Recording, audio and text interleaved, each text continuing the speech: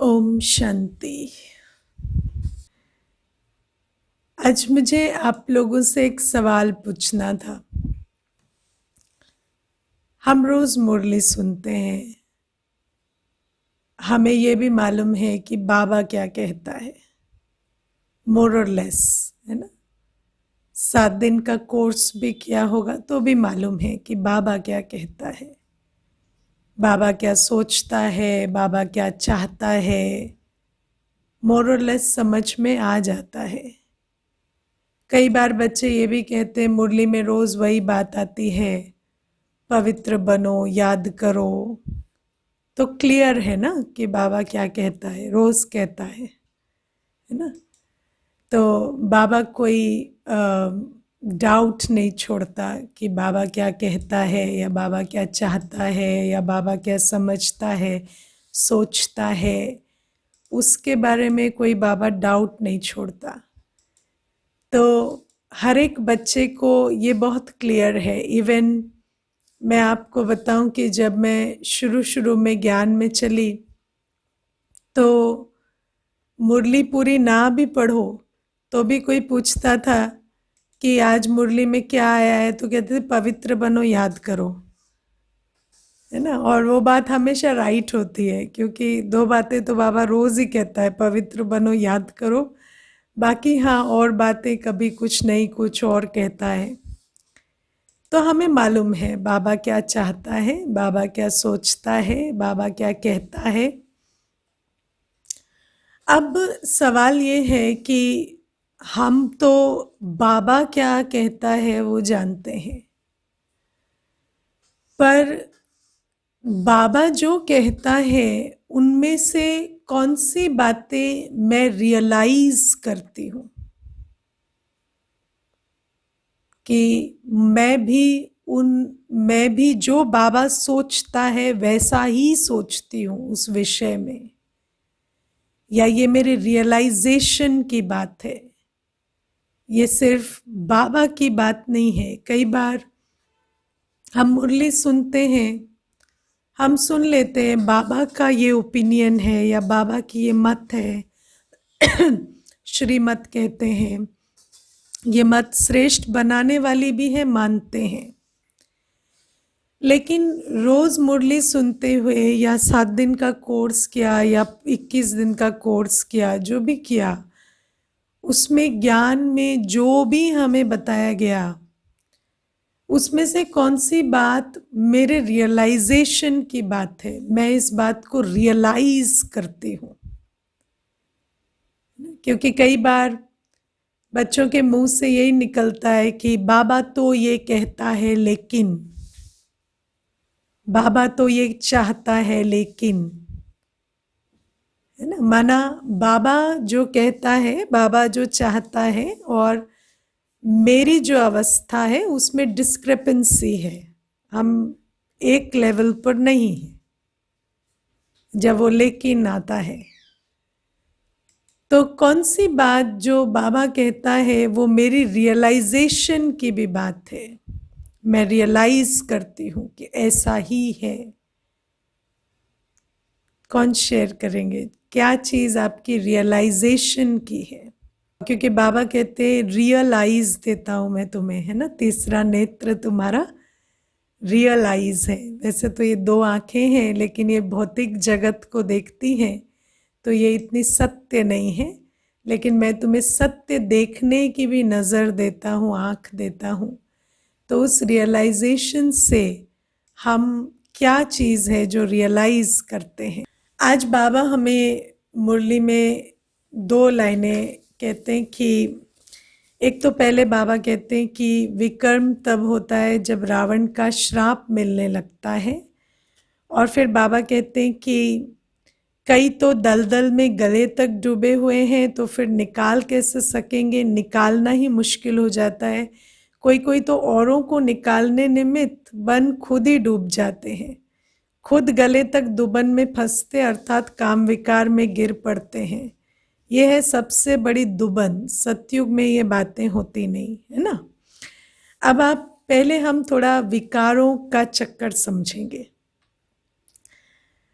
ये जो विकार होते हैं, जैसे बाबा आज कहते हैं कि सतयुग में विकर्म नहीं होते क्योंकि वहां विकार नहीं होते। अब विकार में मुख्य 5 विकार कहे जाते हैं, काम, क्रोध, लोभ, मोह और अहंकार, lust, ego, anger, attachment and greed. अब हमें पहले ये समझना होता है ये विकार कहाँ से आते हैं, और विकार होंगे तो विकर्म जरूर होंगे। आज आप देखो दुनिया में ऐसा नहीं है कि सेवा की कोई कमी है। दुनिया में बहुत सारे ऐसे लोग हैं जो एनजीओज चलाते हैं, जो दूसरों की मदद करते हैं, जो बहुत सारे हेल्थ स्कीम्स में पार्टिसिपेट करते हैं, निरोगी बनाने में भी मेहनत करते हैं। बहुत सारे तरीकों की सोशल सर्विस होती है और ऐसे बहुत सारे लोग हैं जो सेवाएं करते हैं। लेकिन अगर आप उन सेवा करने वालों से भी पूछें कि क्या वो सुखी हैं, तो मैं नहीं समझती कि वो कहेंगे हाँ हम बहुत सुखी या शांत हैं, क्योंकि एक दो को मैंने पूछकर देखा है। अब बाबा कहते हैं कि जैसे अभी सबने सेवा को हाईलाइट भी किया कि सेवा करनी चाहिए, और बाबा भी कहते हैं हाँ सेवा करो, लेकिन बाबा हमेशा कहते हैं सच्ची सेवा करो या रूहानी सेवा करो, है ना। अब सच्ची सेवा माना अपनी अवस्था पहले निर्विकारी हो तब सेवा, उसको सच्ची सेवा कहा जाता है। बाबा ने मुरली में हमें बताया है कलयुग में कोई भी कर्म विकर्म के अलावा कुछ नहीं होता, है ना। जब देहाभिमान में आत्मा होती है तो हर कर्म विकर्म होता है, क्योंकि हर आत्मा विकार में है। तो मनुष्य जो सेवा भी करता है वो विकारों में गिनी जाती है। क्यों गिनी जाती है? क्योंकि जब हम सच्ची सेवा की बात करते हैं तो सच्ची सेवा माना अवस्था से सेवा, पहले हमारी अंदर की स्थिति कैसी है और फिर हम क्या कर रहे हैं। तो पहले अवस्था की जब हम बात करते हैं तो सबसे मूल जो बात समझने की यहाँ पर है वो यही कि ये जो विकार होते हैं ये आते क्यों हैं, ईगो क्यों, अटैचमेंट क्यों, ग्रीड क्यों, लस्ट क्यों, ये सब क्यों होता है। तो ईगो इसलिए क्योंकि आत्मा खाली है, अटैचमेंट इसलिए क्योंकि आत्मा खाली है, लस्ट भी इसलिए क्योंकि आत्मा खाली है, और ग्रीड भी इसलिए कि आत्मा खाली है। जब आत्मा 84 जन्मों में पतित बन जाती है तो वो आत्मा अपने पतित पने के कारण अपनी एनर्जी लूज कर जाती है, और जब वो अपनी एनर्जी खो देती है तो वो वस्तु, व्यक्ति, वैभव, मान, शान, इनसे अपनी फुलफिलमेंट या अटेनमेंट ढूंढने लगती है ना। अब जब भी हम कोई कर्म करते हैं तो वो या तो वस्तु या व्यक्ति या वैभव या किसी कॉन्टेक्स्ट में होता है। अब हमने कोई कर्म किया, उससे हमें मान शान मिला, तो उससे हमारी क्या पूर्ति हुई? ईगो की पूर्ति हुई। उससे हमें एप्रिसिएशन मिली, मान शान मिला, इज्जत ओहदा मिला, किसी ने थैंक यू कहा, किसी ने कहा आप नहीं होते तो हमारा तो क्या ही होता, तो हमारी ईगो की पूर्ति हुई। तो हमने सेवा की, लेकिन सेवा के रिटर्न में हमारी ईगो बूस्ट हुई, है ना। और फिर ईगो बूस्ट हुई तो अच्छा लगा, तो ज्ञान में आए ना, तो लगा कि हमें सेवा का फल मिला, लेकिन वास्तव में सेवा का फल नहीं मिला, ईगो बूस्ट हुई तो अच्छा लगा। ठीक है। बाबा कहते हैं कभी कभी किसी और को संभालने जाते हैं, खुद फंस जाते हैं। क्यों? खुद खाली है ना। कहेंगे उसको सहारा चाहिए था, उसको कमी थी, उसके जीवन में प्रॉब्लम थी, हम मदद करने गए थे। लेकिन मदद करने नहीं गए थे, मदद लेने गए थे। देवता से मंगता बन चुके हैं ना, तो अटैचमेंट है ना, वहां से इमोशनल कंफर्ट मिल रहा है, सुख मिल रहा है, इंद्रिय सुख मिल रहा है, अल्पकालीन इमोशनल कंफर्ट मिल रहा है। और फिर कहेंगे हम उनकी मदद कर रहे हैं या हम उनकी सेवा कर रहे हैं, लेकिन वास्तव में अगर वो सेवा कल छीन ली जाए या बोल दिया जाए कि कल से आपको नहीं करनी है, तो खुद को तकलीफ होती है ना। और कहेंगे हम नहीं करेंगे तो उनका क्या होगा, लेकिन वास्तव में प्रश्न ये है हम नहीं करेंगे तो हमारा क्या होगा, क्योंकि वहां अटैचमेंट हुआ है और उस अटैचमेंट से खुद को इमोशनल कंफर्ट बहुत मिल रहा है। तो जब हम खाली होते हैं ना, तो उस समय पर ईगो की पूर्ति कर रहे हैं, अटैचमेंट की पूर्ति कर रहे हैं, नाम सेवा का चल रहा है ना। ग्रीड मिल रही, ग्रीड की पूर्ति हो रही, अपने कनेक्शन बन रहे हैं, अपनी प्राप्तियों की चिंता में लगे पड़े हैं और कहेंगे हम सेवा में हैं, है ना। ये सोचते हैं कि कल इतनों से संपर्क हो जाएगा तो ये इस बिजनेस में मदद कर देंगे, उस जगह पर ये प्राप्ति हो जाएगी, या ये कांटेक्ट होगा, या फलाने उस जगह जाएंगे तो ये रहने का प्रबंध हो जाएगा, कुछ ना कुछ होगा। और वो ग्रीड के चक्कर में पड़े हुए हैं, लेकिन नाम सेवा का ले रहे हैं। या फिर यहाँ पर ये बात होगी कि काम विकार, है ना, सिर्फ जिसको आंख सेकना कहते हैं ना दुनिया में, है ना, अच्छा लग रहा है, देख रहे हैं, सुन रहे हैं, तो वो जो आंखों को सुख मिल रहा है उस सुख के पीछे पड़े हुए हैं, और फिर वो आंखों से बढ़ करके आगे आगे आगे बढ़ता जा रहा है वो सुख। तो जब सेवा भी करेंगे तो वो काम विकार की भी पूर्ति हो रही है। काम विकार कोई ज़रूरी नहीं है कि हमारी पवित्रता के कारण ही डिस्टेंस मेंटेन हो रहा है। कई बार हमारे संस्कार होते हैं कि हम उतना ही दायरा क्रॉस करते हैं जितना हमें अलाउड होता है है ना। लेकिन इसका मतलब ये नहीं है कि विकारों का सुख नहीं मिल रहा है, विकारों का सुख लिए जा रहे हैं और काम विकार में फंसे पड़े, लेकिन देखने में यही आएगा या बोलने में यही आएगा कि हम सेवा कर रहे हैं। तो बाबा हमें कहते हैं कि ये जो जब हम पतित बन जाते हैं ना, हम जो भी कर्म करते हैं वो विकर्म ही बनता है, क्योंकि आत्मा जब खाली होती है तो वो कहीं भी ऐसी जगह पर अपना टाइम, एनर्जी, थॉट इन्वेस्ट नहीं करती जहां से उसको कोई प्राप्ति ना हो रही हो, इमीडिएट प्राप्ति, है ना, मान शान की या इमोशनल कंफर्ट की या कोई काम विकार का सुख या कोई प्राप्ति की पूर्ति। अगर ऐसा कुछ भी नहीं हो रहा वहां पर हम इन्वेस्ट नहीं करते और नाम लेते हैं सेवा का। तो बाबा हमें कहते कि ये जो सेवा है, जब तक ये सच्ची सेवा नहीं होती तब तक इससे विकर्म ही बनता है, और इसीलिए सेवा पर भी डिपेंडेंस होती जाती है कईयों की, है ना। कहेंगे हम उसको क्लास करा रहे थे, उसको छुड़ा दिया, या इसको बदल के वहाँ बिठा दिया। क्यों बिठा दिया? हम अच्छा समझा रहे थे, हमसे ज़्यादा उसको कोई पालना नहीं दे सकता, है ना। क्यों कहेंगे? क्योंकि हमारे को वहाँ से जो प्राप्ति हो रही है वो छूटती जा रही है, और नाम लेंगे सेवा का।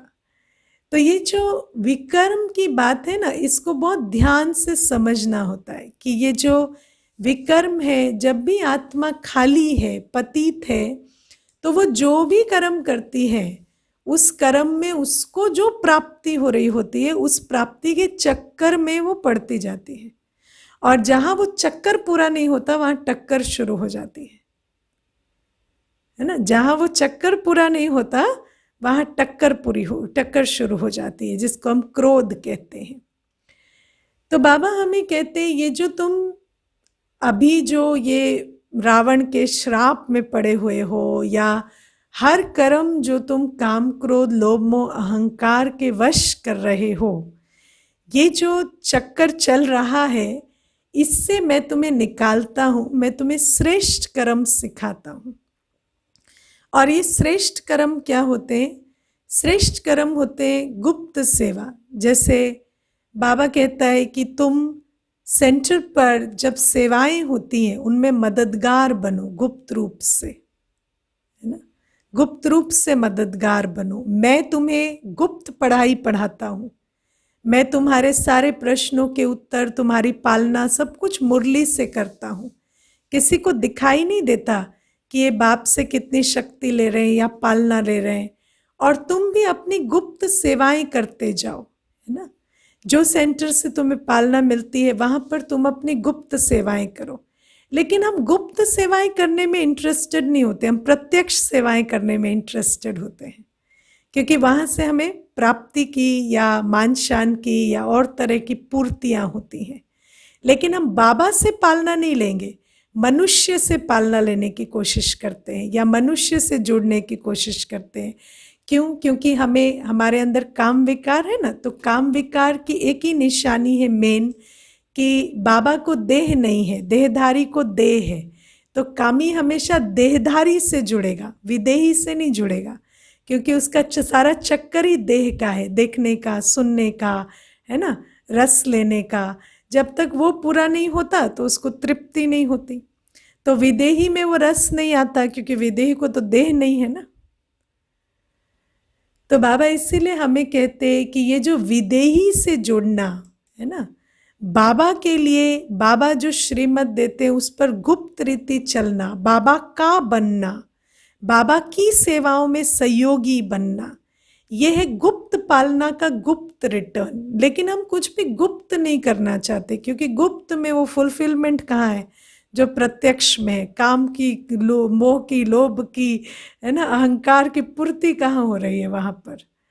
तो इसीलिए बाबा हमें कहते हैं कि ये जो हम सेवा के नाम पर भी आज तक करते थे, उसमें भी क्या है, उसमें भी इमीडिएट रिटर्न का बहुत चक्कर रहता है, या देहधारी से जुड़ने का या स्थूल प्राप्तियों का बहुत चक्कर रहता है।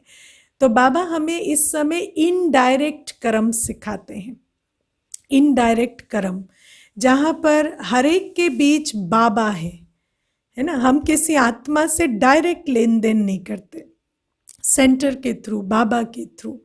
अगर किसी को हमें सुख पहुंचाना है, हम उसे सेंटर से जोड़ते हैं, हम उसे खुद सुख देने नहीं जाते। क्यों?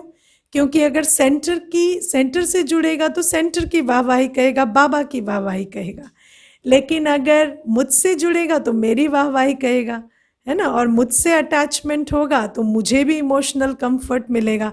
लेकिन हम हमेशा डायरेक्ट के चक्कर में क्यों पड़ते, इनडायरेक्ट में क्यों नहीं जाते। तो बाबा कहते श्रेष्ठ कर्म माना इनडायरेक्ट कर्म, गुप्त कर्म।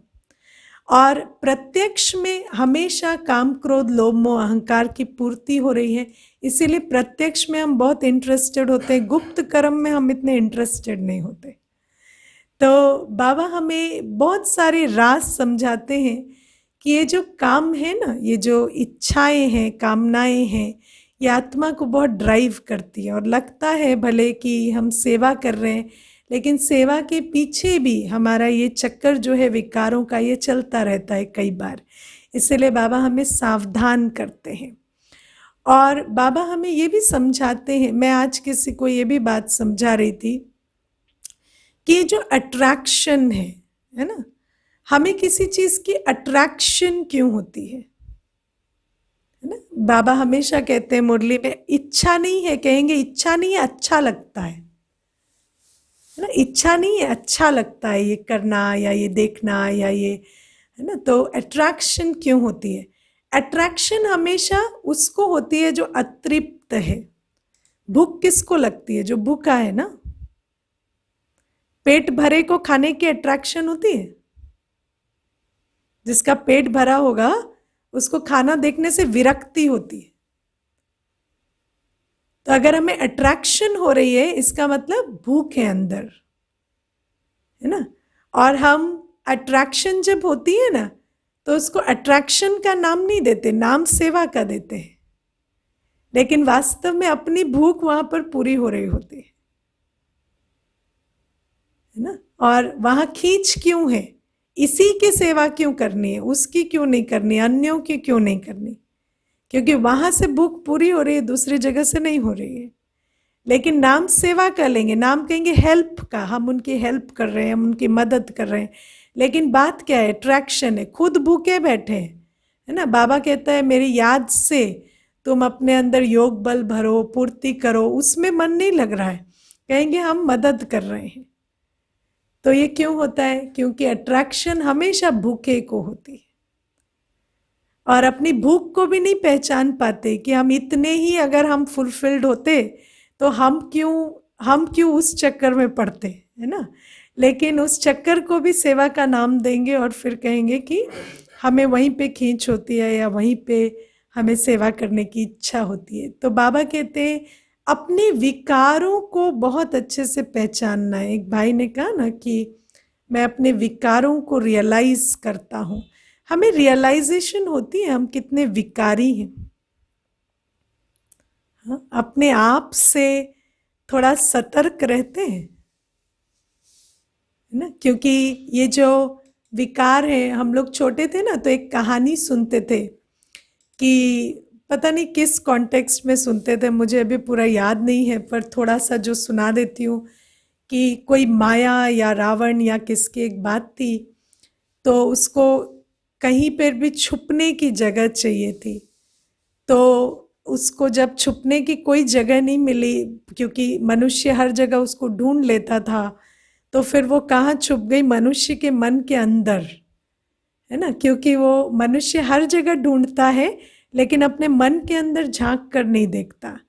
तो बाबा भी क्या कहते हैं, तुम्हारे विकार जो है वो तुम्हारे संस्कारों में ही बैठे हुए हैं, और क्योंकि तुम्हारे ही संस्कारों में है तो तुम हर जगह देखते हो कि ये तो विकारी नहीं है, वो तो विकारी नहीं है, वो तो मेरा फायदा नहीं उठा रहा, वो तो ये नहीं कर रहा। लेकिन हमारे अपने विकार हमारे अंदर बैठकर क्या कर रहे हैं उस पर हम कभी ध्यान नहीं देते। तो बाबा हमें कहते हैं कि तुम्हारे ये जो विकार तुम्हारे अंदर बैठकर तुम्हें धोखा दे रहे हैं ना, उन पर जरा दृष्टि डालो। और बाबा हमें बार बार कहते हैं कि रियलाइज करो कि तुम कितने पावन थे और कितने पतित बन गए हो। पावनता की निशानी क्या है? पावनता means no attraction, no dependency. किसी से कुछ नहीं चाहिए, वस्तु भी है, व्यक्ति भी है, वैभव भी है, लेकिन वो मुझे फुलफिल नहीं करते। मैं उनके साथ रहता हूँ लेकिन मैं पैरासिटिक रिलेशनशिप में नहीं हूँ कि उनसे मैं प्राप्ति ले रहा हूँ या उनसे मैं भरपूर बन रहा हूँ, उस तरह का संबंध नहीं है। तो बाबा कहते हैं कि ऐसी थी तुम्हारी अवस्था जहाँ पर तुम सतयुग में इस अवस्था में थे जहाँ पर तुम्हारे पास अकिचार धन था, सबसे सुंदर संबंध थे, सबसे सुंदर तुम्हारा निरोगी काया थी, सब कुछ था तुम्हारे पास, लेकिन तुम्हारी उसके ऊपर डिपेंडेंसी नहीं थी। और आज तुम ऐसी अवस्था में आ गए कि छोटी सी चीज़ तुम्हें मिलती है, तुम उसी में ही डिपेंडेंसी और उसी में ही अटैचमेंट और उसी को भोगना तुम शुरू कर देते हो। एक छोटी सी भी कोई चीज़ मिलेगी ना, उसी में सुख लेना शुरू कर देते।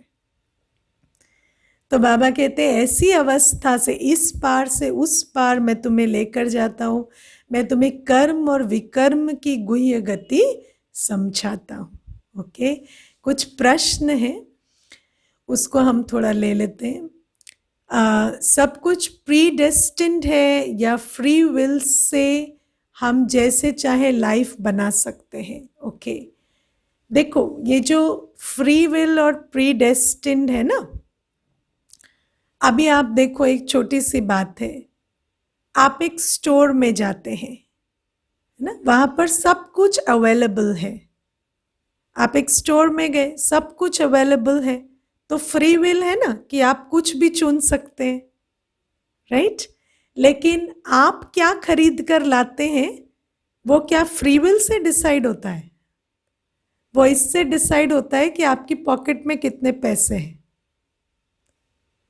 अगर आपकी पॉकेट में 5,000 ही हैं या आपके पूरे बैंक अकाउंट में 5,000 ही हैं, तो आपके पास फ्री विल नहीं है। कहने को फ्री विल है लेकिन फिर भी फ्री विल नहीं है। तो ये प्री डेस्टिन्ड और फ्री विल ऐसा ही है कि मनुष्य के पास हमेशा फ्री विल है, वो जो चाहे कर सकता है, जैसा चाहे अपना भाग्य बना सकता है, लेकिन बनाता क्यों नहीं? क्योंकि उसके पास बुद्धि की लिमिटेशन है, संस्कार की लिमिटेशन है, विवेक शक्ति कम है, उसके पास अपनी जो वर्च्यूज़ की कमी है, उसके पास समझ की कमी है, उसके पास हिम्मत की कमी है ना, उसके पास बहुत सारी कमियां हैं, परिस्थितियां हैं जिनसे वो पार नहीं जा पा रहा। और ये सारे कहाँ से आए? जो हमने पिछले कर्म किए उसके हिसाब से ये हमारे रोड ब्लॉक्स हैं।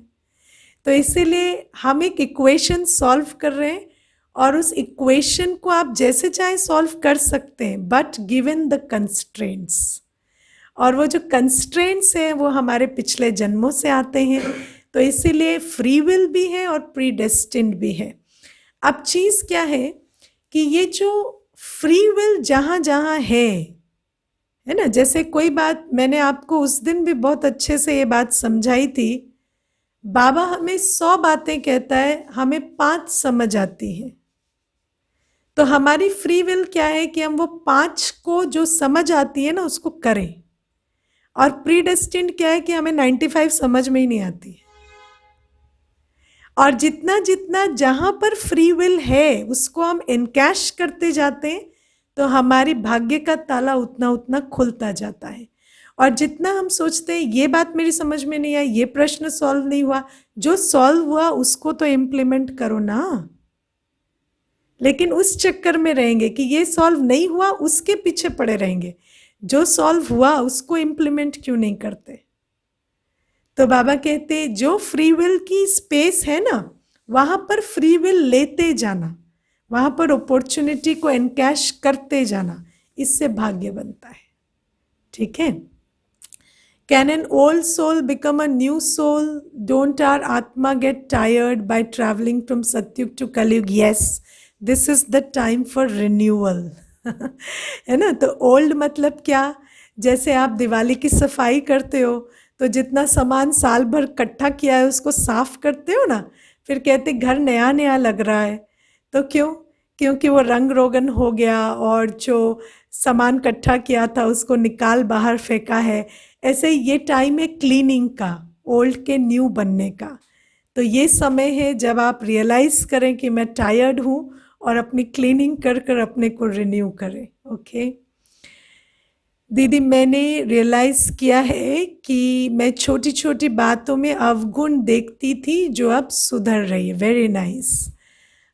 ओके, अमृत वेला पर लाइट माइट कैसे एक्सपीरियंस करें? What is the right thoughts to have at that time?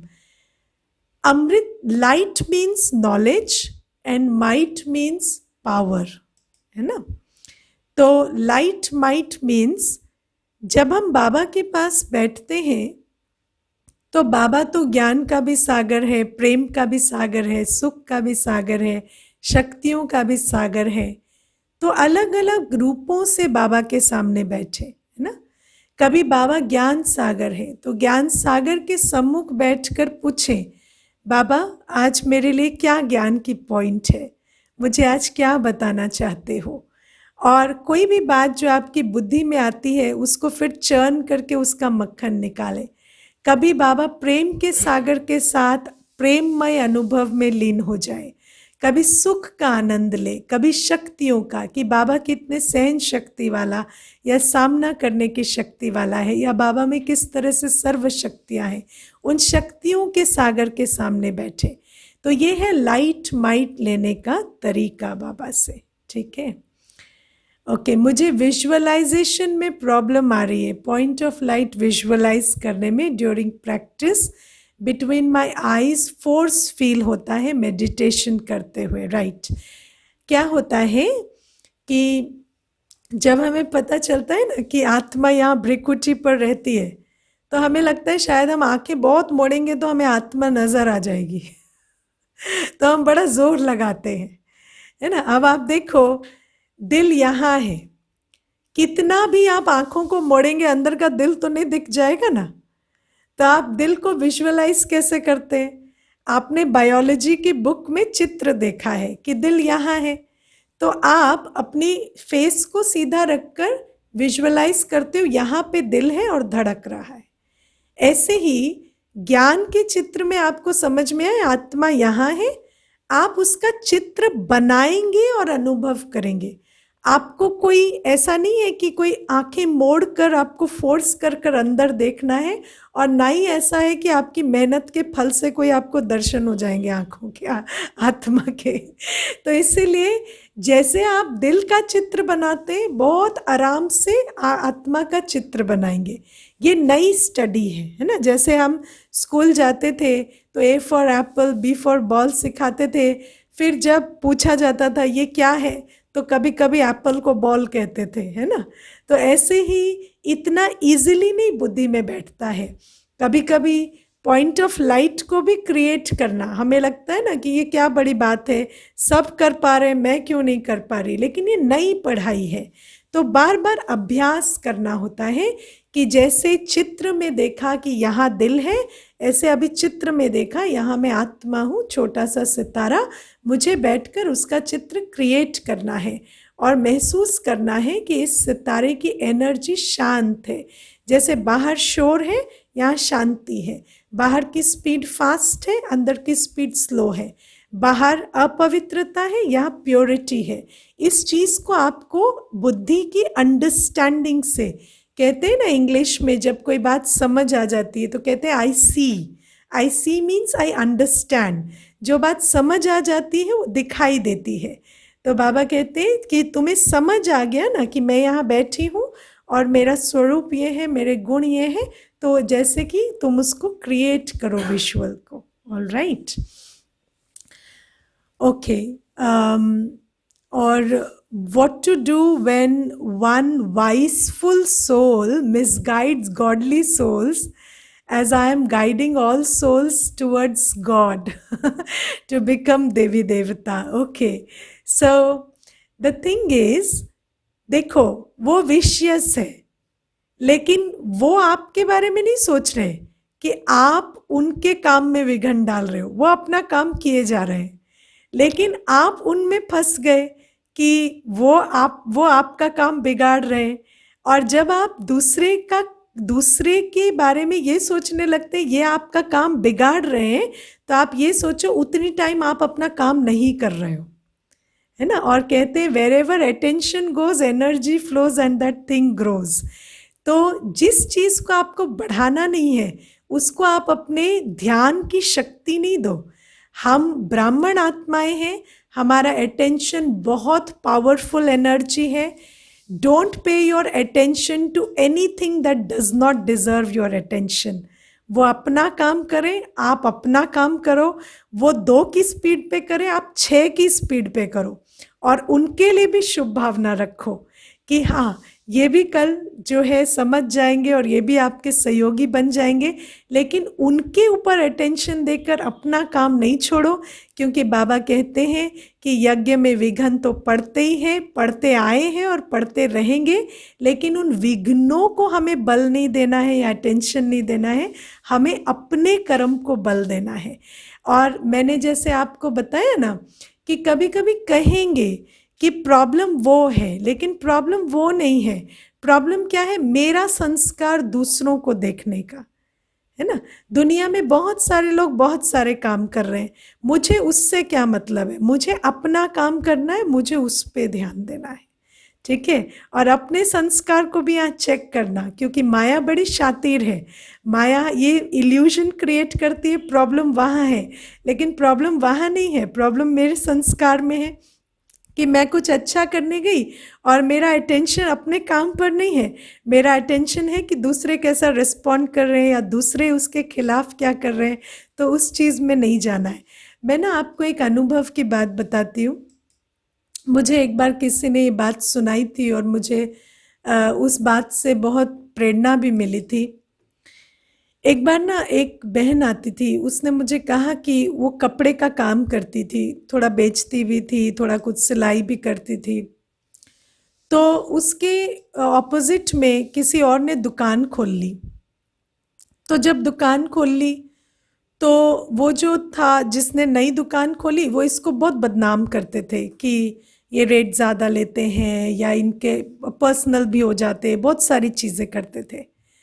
अब वो मुझे बार बार कहती कि उसने दुकान खोल ली दीदी और वो तो मेरी बदनामी करती रहती है। तो मैंने उसको कई बार कहा कि आप उसके काम पे ध्यान नहीं दो, आप अपने काम को बेटर बनाने में अपनी एनर्जी लगाओ। लेकिन उसने सुना नहीं। फिर धीरे धीरे उसके कस्टमर खराब होने लगे। तो एक बार उसके कस्टमर आई सेंटर पर, तो ऐसे बातों बातों में मुझे बताने लगी कि दीदी अब हम वहाँ नहीं जाते हैं, दूसरी जगह जाते हैं। तो मैंने कहा वहाँ क्यों नहीं जाते हो? तो मुझे कहती है क्या जाए दीदी, जब भी जाओ ना वो उसकी बातें करती रहती है। अब देखो, जो जिसने नई दुकान खोली वो जब ग्राहक आता है तो उसको डिज़ाइन दिखाती है, उससे प्यार से बातें करती है, उनके मतलब की बातें करती है। और ये जो पुरानी है ये उस नए वाले की बातें करती रहती है जब भी कोई ग्राहक जाता है। तो ग्राहक का मन खराब हो गया कि हम तो वहाँ कपड़ा खरीदने जाते हैं और ये हमें व्यर्थ की बातें सुनाने लगती है। तो उसका बिजनेस उसके कॉम्पिटिटर ने खराब नहीं किया, उसने खुद ने खराब किया, है ना। तो इस बात को समझो कि जिस चीज को आप अपने जीवन में नहीं चाहते उसको अटेंशन देके, उसका वर्णन करके, उसको और बढ़ाकर अपने लिए विघन पैदा ना करें। All right. ओम शांति।